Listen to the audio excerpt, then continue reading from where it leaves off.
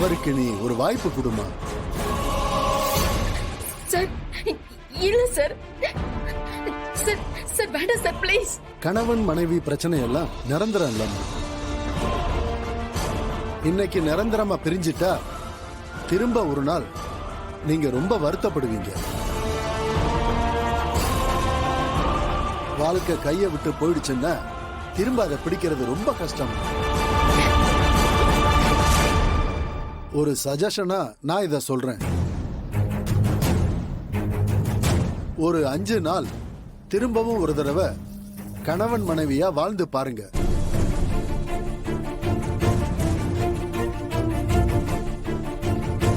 ஒருத்தருக்கு ஒருத்தர் பேசி பாருங்க, புரிஞ்சுக்க பாருங்க. இல்ல சார், வேண்டாம் வேண்டாம் சார், இவன் ஏதாவது என்ன பண்ணிடுவா. வேண்டாம் சார். அப்படியெல்லாம் நடக்காதுமா. ஐயோ ப்ளீஸ் சார். அதுக்காக உனக்கு பாதுகாப்பா ஒரு கான்ஸ்டபிள் எப்பவும் அங்கேயே இருக்கிற மாதிரி செய்யறேன். இந்த 5 நாள்லயும் உன் மனசு மாறவே இல்லைன்னா அதுக்கப்புறம் பேசிக்கலாம். சார்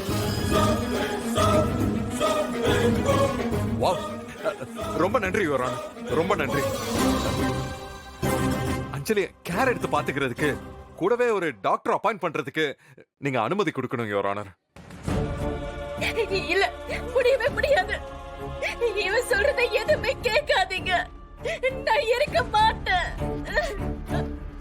அவங்க தான் வேண்டான்னு சொல்றாங்கல்ல, விட்டுருங்க சார்.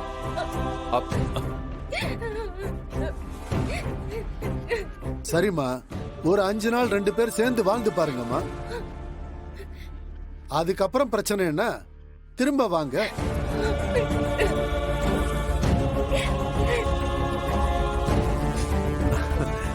ரொம்ப நன்றி. அடுத்த கேஸ் யாருப்பா? சம்யுக்தா, சம்யுக்தா, சம்யுக்தா.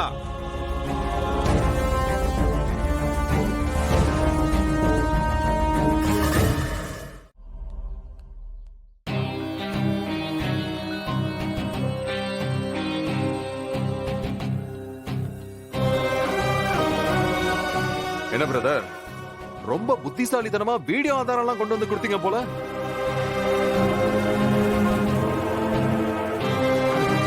அது பிளே ஆகல பாத்தீங்களா?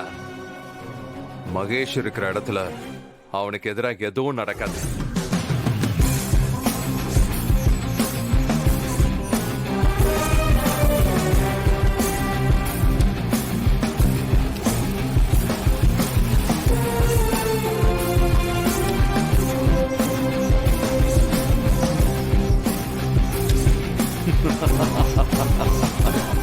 எப்படி? இந்த பணம் இருக்குல்ல, அதை வச்சு எப்போதுமே ஜெயிச்சிட்டு இருக்க முடியாது. எல்லாத்துக்கும் ஒரு முடிவு இருக்கு. உங்களுக்கு சேர்த்து தான் பிரதர். இப்போ நீங்கள் இந்த வெற்றி நினச்சிட்டு இருக்கீங்கல்ல, இது சும்மா அது டெம்பரவரி வெற்றி, இது பர்மனன்ட் வெற்றி. பார்த்துக்கலாம் பிரதர். இந்த மகேஷ் சந்திரன் வாழ்க்கையில தோல்விங்கிறதே கிடையாது.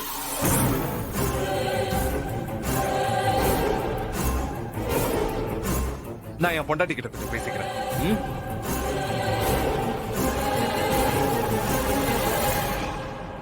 அஞ்சலி,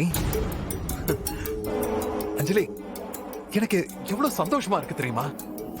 அப்படியே ரெக்க கட்டி வானத்துல பறக்கிற மாதிரி இருக்கு. நீ எனக்கு எதிரா எவ்வளவு ஆதாரத்தை எடுத்து வச்சாலும், எவ்வளவு அவதூறா சொன்னாலும், அந்த ஜட்ஜுக்கு மனசாட்சி இருந்திருக்கு. அவருக்கு என்னோட லவ் புரிஞ்சிருக்கு. அதனாலதான் இப்படி ஒரு தீர்ப்பு கொடுத்திருக்காரு.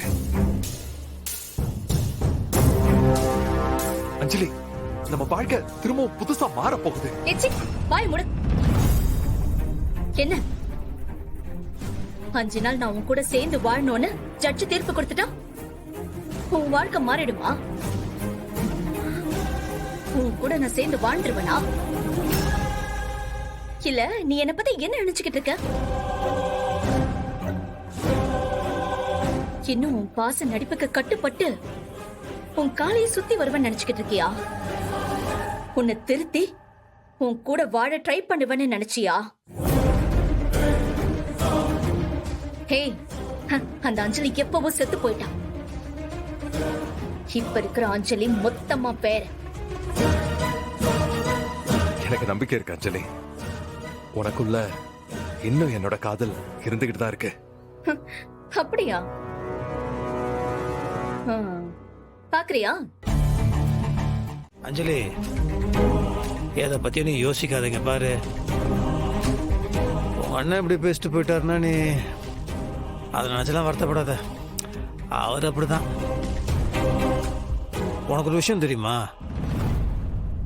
எனக்கு ஒரு தங்கச்சியில்ன்ற குறை ரொம்ப வருஷமா இருந்தது. உன்னை பார்த்ததுக்கு அப்புறம் அந்த குறைய போயிடுச்சு. நீயும் நானும் ஒரே மாதிரி, சேம் பிளட். ஆமா, உனக்கும் கோவம் வரும், எனக்கும் கோவம் வரும். ஆனா நம்ம கோவம் நியாயமானதா இருக்கும். பாசமா கேட்டா என்ன வேணா செய்வோம், அதை டீ கேட்டா வச்சு செஞ்சிருவோம். நம்ம தன்மானம் தாண்டி எதுவுமே கிடையாது. தலை வணங்க மாட்டோம். அப்படித்தானே? அப்ப விடு, எது நடந்தாலும் பார்த்துக்கலாம். அப்படியே மகேஷ் வீட்டுக்கே வந்தாலும் நீ தைரியமான ஆளு, நீ தனியாவே சமாளிப்ப. பக்கத்துல மேடம் இருக்காங்க, நான் இருக்கேன், பார்த்துக்கலாம்.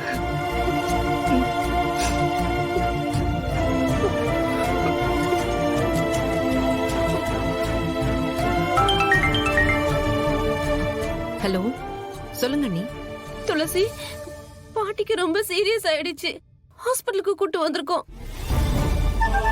உடனே கிளம்பி வாங்க. என்னது? ஏன், என்னாச்சு? திடீர்னு மூச்சு வாங்க ஆரம்பிச்சிருச்சு. சரி, நாங்க உடனே வரோம். என்னாச்சுக்கா? பாட்டிய ஹாஸ்பிட்டல் அட்மிட் பண்ணிருக்காங்களா?